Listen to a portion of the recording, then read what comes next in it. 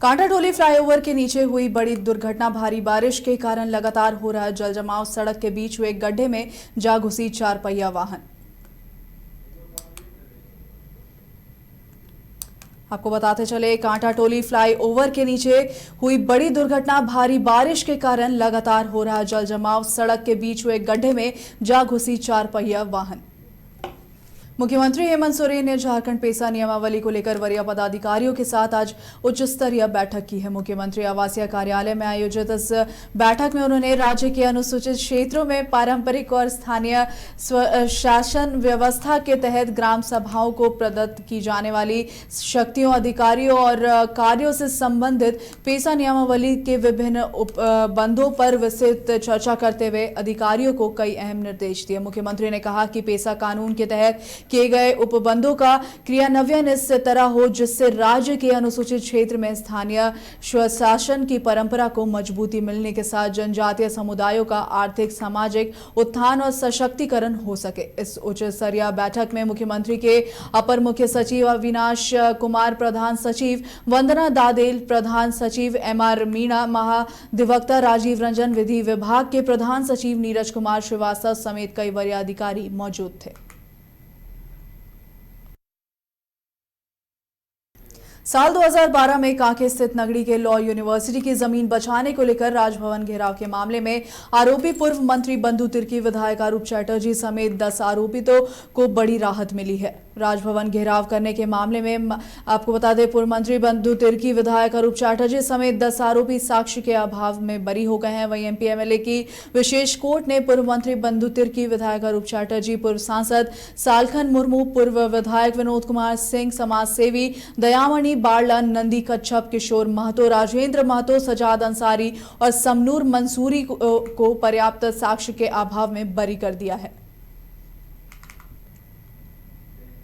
मुख्यमंत्री हेमंत सोरेन से आज रांची के कांके रोड स्थित मुख्यमंत्री आवासीय कार्यालय में टाटा मोटर्स ली के एक प्रतिनिधि मंडल ने मुलाकात की है। इस अवसर पर मुख्यमंत्री हेमंत सोरेन को प्रतिनिधि मंडल में शामिल अधिकारियों ने टाटा मोटर्स लिमिटेड द्वारा हाइड्रोजन इंजन और इलेक्ट्रिक ट्रक निर्माण के क्षेत्र में किए जा रहे प्रयासों से संबंधित कार्य प्रगति की जानकारी दी और इलेक्ट्रिक व्हीकल सेगमेंट से संबंधित कार्य योजना और अद्यतन गतिविधियों से उन्हें अवगत कराया। वहीं मौके पर मुख्यमंत्री के अपर मुख्य सचिव Avinash Kumar, global head government public affairs Tata Motors limited Sushant Chandrakant Nayak, वहीं vice president operation Vishal Badshah, plant head Tata Cummins Anitesh Monga और गवर्नमेंट अफेयर्स टीम के कनिष्क कुमार, सिद्धार्थ बख्शी, जोकिम सल्ताना, फाइनेंस टीम के पंकज पटवारी सहित अन्य उपस्थित रहे।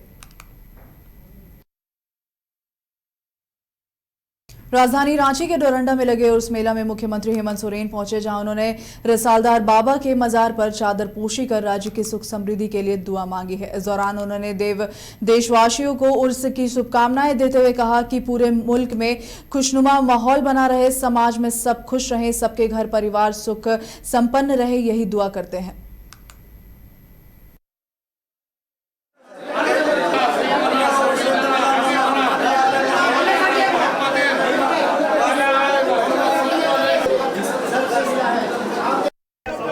पूरे मुल्क में, पूरे समाज में एक खुशनुमा माहौल बना रहे, सब खुश रहें, सबके घर परिवार सुख संपन्न रहे और सबके लिए दुआ करते हैं। और आज इस अवसर पर राज्यवासियों, देशवासियों को मैं ढेर सारी शुभकामनाएं। पूरे मुल्क में, पूरे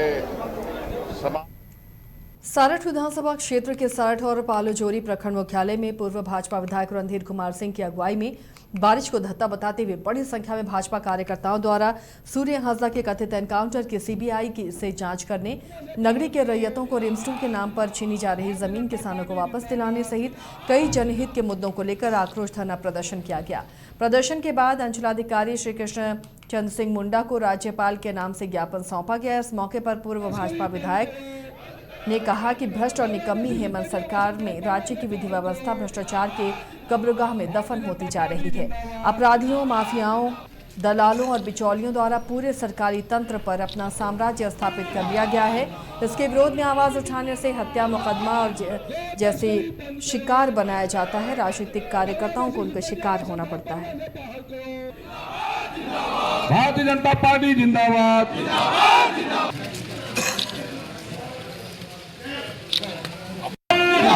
नरेंद्र मोदी जिंदाबाद। ये तस्करी बंद करो, बांग्लादेशी घुसपैठियों को संथाल परगना से बाहर करो। देवघर के आर मित्रा स्कूल में आज राष्ट्रीय कृमि मुक्ति दिवस को लेकर एक कार्यक्रम का आयोजन किया गया, जहां देवघर सिविल सर्जन जुगल किशोर चौधरी, जिला शिक्षा पदाधिकारी विनोद कुमार, जिला पदाधिकारी विनोद कुमार सहित स्कूल के शिक्षक ने आयोजन में शिरकत की। मौके पर स्कूल के सभी छात्र छात्राओं को राष्ट्रीय कृमि मुक्ति दिवस के मौके पर एल्बेंडाजोल टैबलेट खिलाया गया, जिससे कि सभी छात्र छात्राएं स्वस्थ रहें। मौके पर देवघर सिविल सर्जन जुगल किशोर चौधरी ने कहा कि राष्ट्रीय कृमि मुक्ति दिवस को लेकर जागरूकता जरूरी है। वहीं जिला पदाधिकारी विनोद कुमार ने कहा कि छात्र छात्राएं स्वस्थ रहेंगे तो वो ढंग से पढ़ाई कर पाएंगे।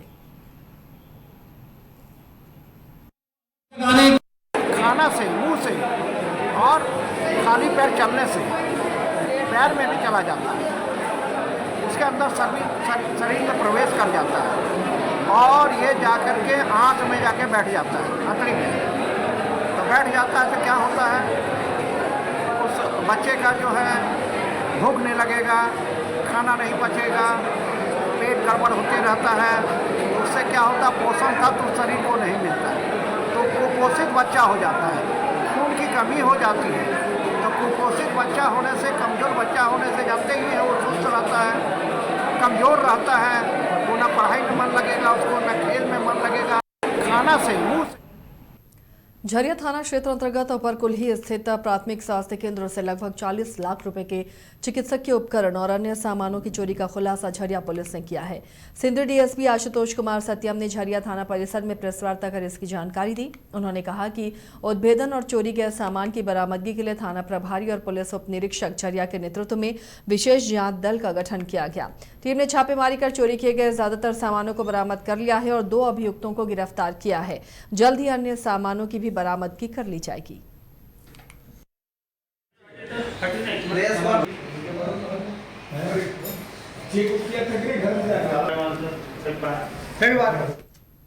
गिरिडीह के धनवार प्रखंड के पंचायत महेश मरवा के ग्राम हरदिया में सुबह करीब 9 बजे 25 केवी के नए ट्रांसफार्मर का उद्घाटन 20 सूत्रीय अध्यक्ष शफीक अंसारी ने किया। ट्रांसफार्मर जल जाने के कारण ग्रामीण कई दिनों से यहां अंधेरे में जीवन बिता रहे थे। अब बिजली बहाल होने से लोगों में खुशी की लहर दौड़ गई और उन्होंने राहत की सांस ली है। बिजली आने से ग्रामीण अपने दैनिक कार्यों को अब सुचारू रूप से कर पाएंगे। इस दौरान लोगों ने अध्यक्ष शफीक अंसारी का आभार जताया।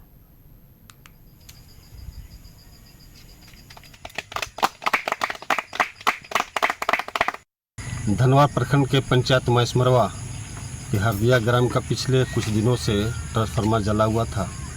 लोग अंधेरे में रहने में विवश था। मैंने प्रयास किया और गिरिडीह के एसी साहब से मिलकर के इस गांव के लिए नया ट्रांसफार्मर 25 केवी का दिलाया। आज इसका विधिवत रूप से गांव वाले के साथ मिलकर उद्घाटन भी किया।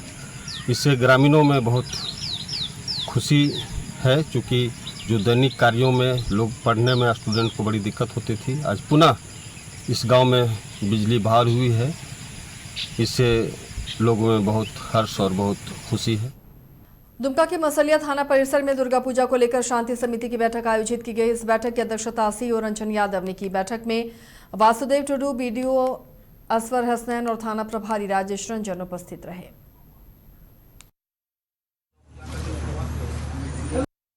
आज के शांति समिति के बैठक में जो है पूजा पंडाल अध्यक्ष सचिव यहाँ पर आए हुए थे, सबों को है बताया गया कि है अपने अपने पूजा पंडाल स्वयंसेवक वो लोग नियुक्त करेंगे और स्वयंसेवक की सूची भी हम लोगों को एक कॉपी वो लोग देंगे। उसके बाद में रूट चार्ट जो होगा के समय में, तो रूट चार्ट की कॉपी भी ये लोग समर्पित करेंगे। इसके अलावे प्रत्येक जहाँ जहाँ संवेदनशील पूजा पंडाल है वहाँ पर हम लोग थाना की तरफ से चौकीदार और पुलिस बल की भी प्रतिनिधि वहाँ पर करेंगे। 15/9/2025 को मसलिया थाना परिसर में आगामी दुर्गा पूजा को देखते हुए शांति समिति की बैठक की गई थी, जिसमें तमाम जनप्रतिनिधि, प्रमुख महोदय, अंचलाधिकारी महोदय, प्रखंड विकास पदाधिकारी महोदय और यहाँ के जो भी जुलूस लाइसेंसधारी थे, पूजा पंडालों के जो संचालक थे और मसलिया थाना के सभी पुलिसकर्मियों के बैठक में यह सुनिश्चित किया गया कि आने वाला जो दुर्गा पूजा है उसको शांतिपूर्वक और सौहार्दपूर्ण वातावरण में हम लोग मनाने का कार्य करेंगे। आदित्यपुर में दुर्गा पूजा की तैयारियां अंतिम चरण में पहुंच चुकी है। इसी कड़ी में सोमवार को उपायुक्त नीतीश कुमार सिंह ने प्रशासनिक टीम के साथ पूजा पंडालों का निरीक्षण किया। इस दौरान वे आदित्यपुर के सुप्रसिद्ध प्रवीण सेवा स्मृति संस्थान द्वारा बनाए जा रहे दुर्गा पूजा पंडाल पहुंचे और वहां की तैयारियों का जायजा लिया है। निरीक्षण के दौरान उपायुक्त ने पंडाल के प्रवेश और निकासी व्यवस्था को देखकर संतुष्टि जाहिर की और कहा कि यहाँ प्रतिवर्ष बड़ी संख्या में श्रद्धालु आते हैं, इसलिए भीड़ प्रबंधन को प्रभावी ढंग से लागू किया जाएगा। उन्होंने अधिकारियों को निर्देश दिया कि ट्रैफिक व्यवस्था को मजबूत किया जाए ताकि किसी भी तरह की जाम की स्थिति उत्पन्न ना हो।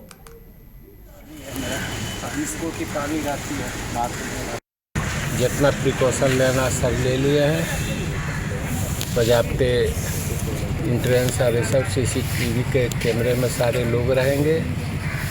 रिक्वेस्ट ये है कि भीड़ ज़्यादा नहीं बढ़ाए, रुक रुक के चलें, सेल्फी नहीं लें, सोने का गहना का पहन करके नहीं आए।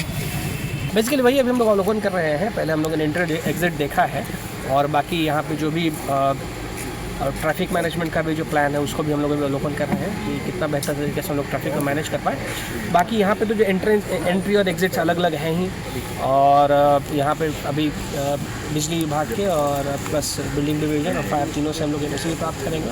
तीनों अपने हिसाब से इसका अवलोकन भी कर लेंगे, इसमें अगर कोई चेंजेस करने की आवश्यकता हो।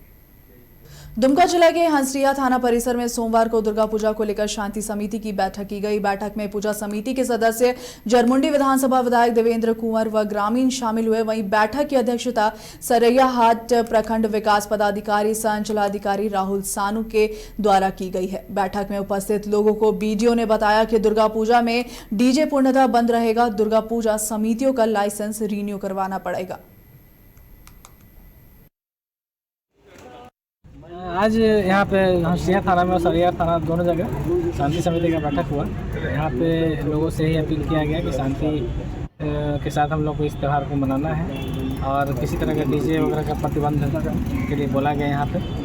और कोई सोशल मीडिया पे किसी तरह का कोई उकसावे वाली जो बात है उसको सर्कुलेट नहीं होने देना है। इसी के साथ आज यहाँ पे हंसिया थाना में और सरिया हजारीबाग के गोरहर थाना क्षेत्र के पतितरी गांव में देर रात से सुबह तक हुए पुलिस और नक्सलियों के बीच मुठभेड़ में 3 हार्डकोर नक्सलियों को पुलिस ने मार गिराया। पुलिस का ऑपरेशन लगभग अब खत्म हो चुका है। सर्च अभियान चलाया जा रहा है। हार्डकोर नक्सलियों में पहला नाम सहदेव सोरेन का है, जो केंद्र कमेटी का मेंबर है। उस पर 1 करोड़ का इनाम था। वहीं दूसरा नाम रघुनाथ हेम्ब्रम का है, जिस पर 25 लाख रुपए का इनाम था और वो झारखंड स्पेशल एरिया कमेटी का मेंबर था। वहीं तीसरा नाम वीरसेन गंजू का है, जो जनरल कमेटी का मेंबर था और उस पर 10 लाख रुपए का इनाम था।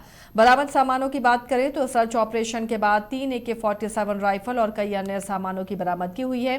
हजारीबाग एसपी अंजनी अंजन ने बताया कि हजारीबाग पुलिस के लिए बड़ी उपलब्धि है। 3 हार्डकोर नक्सलियों को मार गिराने में सफलता हासिल हुई।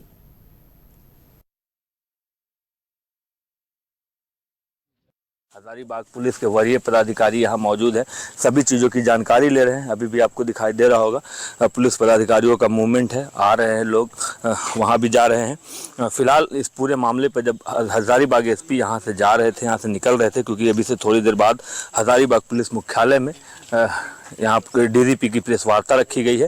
तो उसके लिए जब यहाँ से एसपी यहाँ पर जायज़ा लेने के बाद निकल रहे थे तो हमने उनसे बातचीत किया, तो उन्होंने बताया कि क्या क्या चीज़ें यहाँ पर बरामद हुई है, किस प्रकार से इस ऑपरेशन को अंजाम दिया गया है, किन लोगों को मार गिराया गया है। इन सब चीज़ों की जानकारी हजारीबाग एसपी अंजनी अंजन ने दी है। हजारीबाग पुलिस और पूरे झारखंड पुलिस के लिए बहुत बड़ी उपलब्धि का दिन है।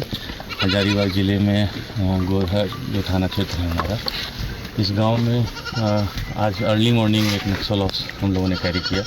इसमें हजारीबाग पुलिस और कोबरा के द्वारा किया गया, कोबरा 209 के द्वारा। इसमें 3 नक्सली मारे गए हैं।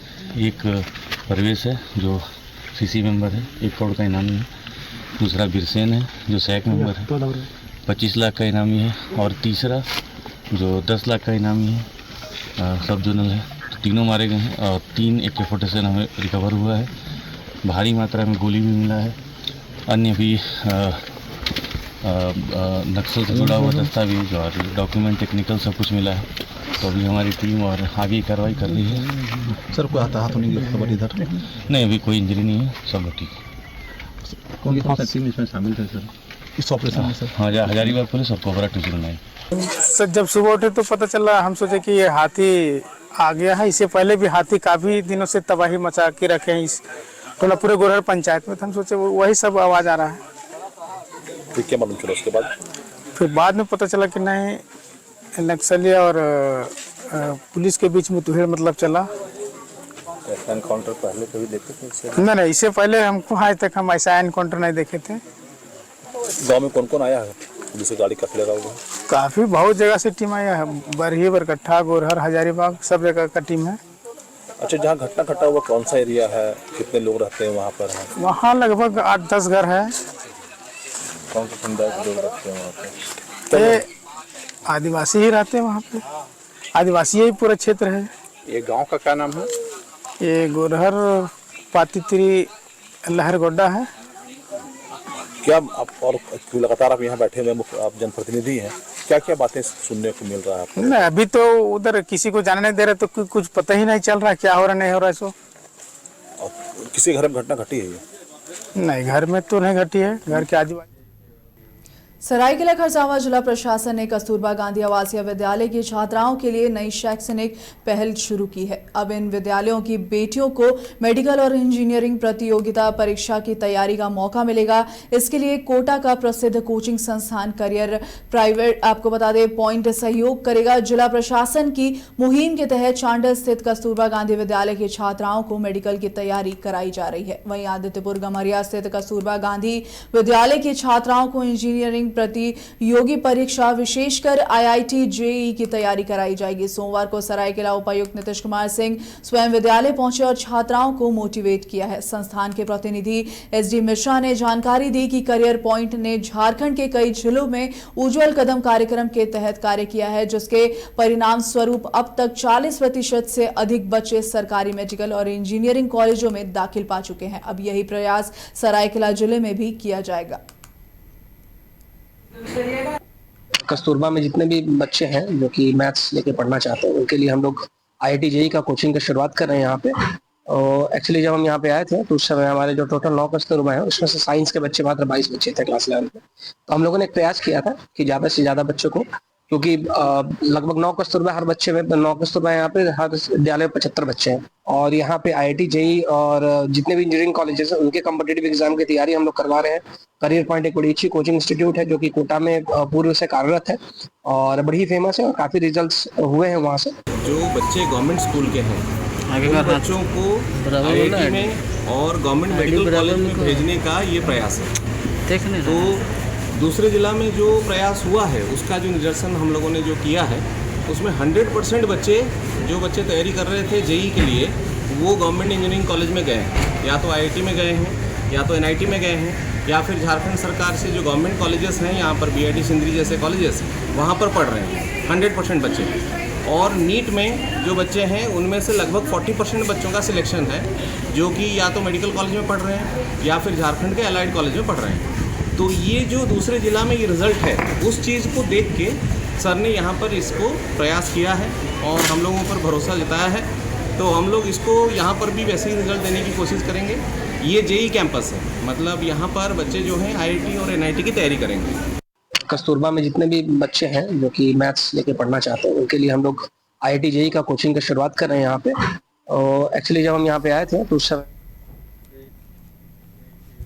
हजारीबाग के गोरहा थाना क्षेत्र के पीतीतिरी गांव में देर रात्रि से सुबह तक हुए पुलिस और नक्सलियों के बीच के मुठभेड़ में 3 हाईको नक्सलियों को पुलिस ने मार गिराया है। आपको बता दें, पुलिस का ऑपरेशन लगभग समाप्त हो चुका है। सर्च अभियान अभी भी जारी है। हार्डकोर नक्सलियों में पहला नाम सहदेव सोरेन का है जो केंद्रीय कमेटी का मेंबर है और उस पर 1 करोड़ रुपए का इनाम था। वहीं दूसरा नाम रघुनाथ हेम्ब्रम का है जिस पर 25 लाख रुपए का इनाम था और वह झारखंड स्पेशल एरिया कमेटी का मेंबर था। वहीं तीसरा नाम वीरसेन गंजू का है, जो कि जनरल कमेटी का मेंबर था और उस पर 10 लाख रुपए के इनाम थे। बरामद सामानों की बात करें तो सर्च ऑपरेशन के बाद 3 AK-47 राइफल, कई अन्य सामान बरामद हुए हैं। वहीं हजारीबाग SP अंजनी अंजन ने बताया कि हजारीबाग पुलिस के लिए यह बड़ी उपलब्धि है। 3 हार्डकोर नक्सलियों को मार गिराने में सफलता प्राप्त हुई है। देखिए, झारखंड पुलिस के लिए बहुत बड़ी उपलब्धि है, बहुत बड़ी उपलब्धि है। हमारे जवानों ने, हमारे अधिकारियों ने, मेरी उपलब्धि नहीं है, ये हमारे ऑपरेशंस ब्रांच की, हमारी इंटेलिजेंस ब्रांच की, हमारे जिला पुलिस की, हमारे CRPF की, हमारी कोबरा की, ये एक अप्रत्याशित अनमैच्ड अचीवमेंट है ये। और मेरे को गर्व है हमारे जवानों पे, हमारे अधिकारियों पे। हमारे अधिकारी कल रात भर जो फील्ड में थे वो भी नहीं सोए ऑब्वियसली, और जो ऑपरेशन रूम में बैठ करके 1-1 मिनट की मॉनिटरिंग करे थे वो भी रात भर नहीं सोए जगह है। और उनका दिल धड़कता रहा कि हमारा जवान कोई घायल ना हो जाए। लेकिन ऊपर वाले ने हमारे ऊपर में इतनी रहमत बख्शी है कि कम से कम हमारा कोई जवान सीरियसली घायल नहीं हो। 2 अफसर हमारे घायल है, 2 जवान, लेकिन everybody is out of danger. इनका आपराधिक इतिहास क्या रहा था सर, अगर बड़ी बात की जाए तो? बताया गिरिडीह जेल कांड में इन लोग इन्वॉल्व थे।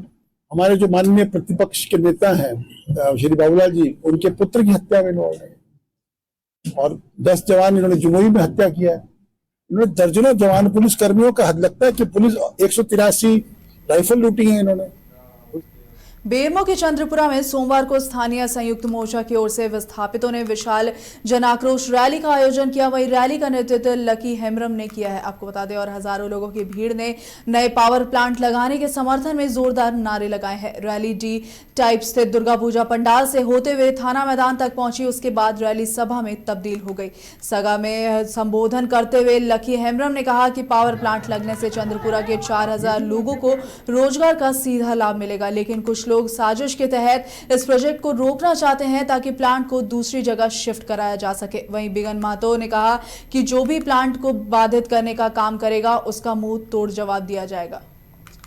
वर्षों बाद इस चंद्रपुरा के धरती पर एक नई किरण दिखाई पड़ा है कि यहाँ 1600 मेगावाट की सुपर क्रिटिकल प्लांट लगने की आशा उम्मीद जगी है। और यह आशा उम्मीद आज वर्षों बाद जगी। यहाँ के लोगों में एक उत्साह देखने को मिला है और यहाँ के लोग चाहते हैं कि यहाँ प्लांट लगे, लेकिन कुछ प्लांट विरोधी भी हैं जो किसी का कोई ना कोई बहाना बनाकर DVC को परेशान करने पर लगे हुए। इतना ही नहीं बल्कि आंदोलन के नाम पर किसी वरीय पदाधिकारी के साथ मारपीट करना ये एकदम सराहनीय एकदम नहीं है। इसका मकसद यही है कि DVC जो प्रस्तावित नया प्लांट यहाँ लगाने जा रहा है, और आप तमाम लोग जानते हैं कि ये जो अभी जो चल रहा है वर्तमान में जो प्लांट है, इसको भी लोग बंद कराने के फिराक में है। तो वैसे लोगों को हम लोग चेतावनी देते हुए हम लोग DVC प्रबंधन को ये मैसेज देना चाहते हैं कि नया प्लांट का हम लोग पक्षधर हैं, क्योंकि हम लोगों ने पहले आपको ज़मीन दिया है। और आज इंजीनियर्स डे के अवसर पर गुमला पॉलिटेक्निक के छात्रों ने एक से बढ़कर एक मॉडल की प्रदर्शनी लगाई थी, जो गुमला से के बच्चों की सकारात्मक सोच को प्रस्तुत कर रहा था। गुमला एक समय नक्सल प्रभावित क्षेत्र के रूप में जाना जाता था। वहां के बच्चों ने वैसे मॉडल बनाए जो सभी लोगों को आश्चर्यचकित कर रहे थे, चाहे वो वेस्ट मैनेजमेंट के लिए हो, या फिर घर में शॉर्ट सर्किट से बचने के उपाय हो, या फिर सस्पेंशन वाला ब्रिज का निर्माण हो। कार्यक्रम में बच्चों का उत्साह बढ़ाने के लिए DFO गुमला और एडिशनल कलेक्टर गुमला भी आए हुए थे। उन लोगों ने पॉलिटेक्निक कॉलेज के बच्चों के मॉडल देखकर जमकर तारीफ की है।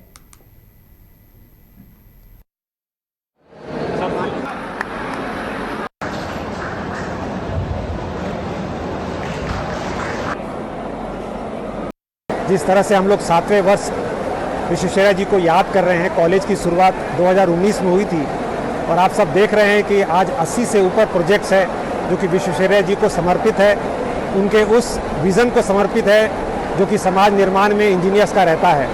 और निश्चित तौर पर मैं ऐसा मानता हूँ, हमारी पूरी टीम ऐसा मानती है कि गुमला पॉलिटेक्निक के बच्चे जो हैं ये न सिर्फ गुमला जिला, न सिर्फ झारखंड, बल्कि राष्ट्रीय स्तर पर भी अपने स्किल को दिखाएंगे और आने वाले समय में ये हम लोग साबित करके रहेंगे कि यहाँ के बच्चे जो हैं ये नेशनल लेवल पर अपने परफॉर्मेंस को अचीव कर लेंगे। मॉडल का नाम है ई-बाइक प्रो। सर ये इलेक्ट्रिक बाइक बनाया हम लोग। इस बाइक का ये एक मेन खासियत ये है कि ये लाइट इन वेट है, ठीक है सर। और इसका जो मोटर यूज़ किया है हम लोग BLDC मोटर यूज़ किए हैं जो कि हीटिंग इशू जो होता है और जो बर्निंग का इशू होता है वो कम करता है। सर इसकी इंस्पायर तो मैंने मतलब यूट्यूब में ऐसे ही जो बाइक सब देखे थे स्कूटी में, उसमें क्या होता था कि इलेक्ट्रिक बाइक ज़्यादातर में आग लग जाता था सर, तो उसके इंस्पिरेशन में हम लोग लिए कि नहीं हम लोग ये लीड एसिड बैटरी यूज़ करेंगे तो फिर इसमें बर्निंग इशू भी हट जाएगा। जिस तरह से हम लोग